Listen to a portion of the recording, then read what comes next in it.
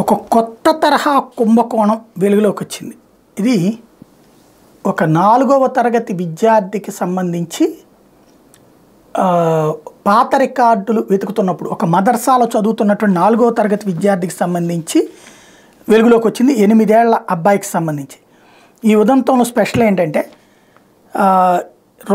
మార్చి 17, 2016లో చండీగఢ్లో ఇంటి నుండి స్కూల్కి వెళ్ళి 4వ తరగతి చదివే బాలుడు కిడ్నాప్కి గురయ్యాడు.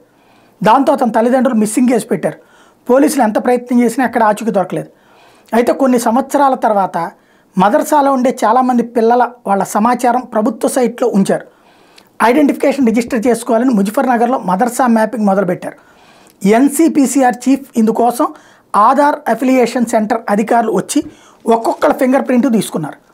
అందులో మహమ్మద్ ఉమర్ అనే ఓ విద్యార్థికి చెందిన సమాచారం వివేక్ అనే పేరుతో ఉంది, వేరొక అడ్రస్తో ఉంది.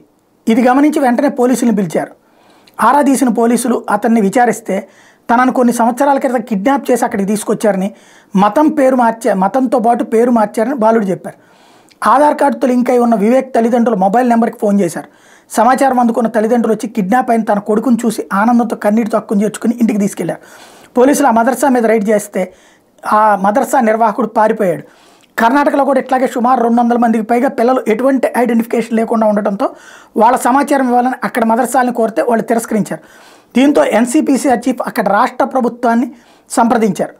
అయితే ఎన్సీపీసీఆర్ చీఫ్ మీద ట్రెస్పాసింగ్ లా కిందన కేసు నమోదు చేసి ఎటువంటి సమాచారం లేకుండా మదర్సాని విజిట్ చేశాడనే కారణంతో అరెస్ట్ వారెంట్ జారీ చేయడం అనేది కాంగ్రెస్ ప్రభుత్వానికి చెల్లింది.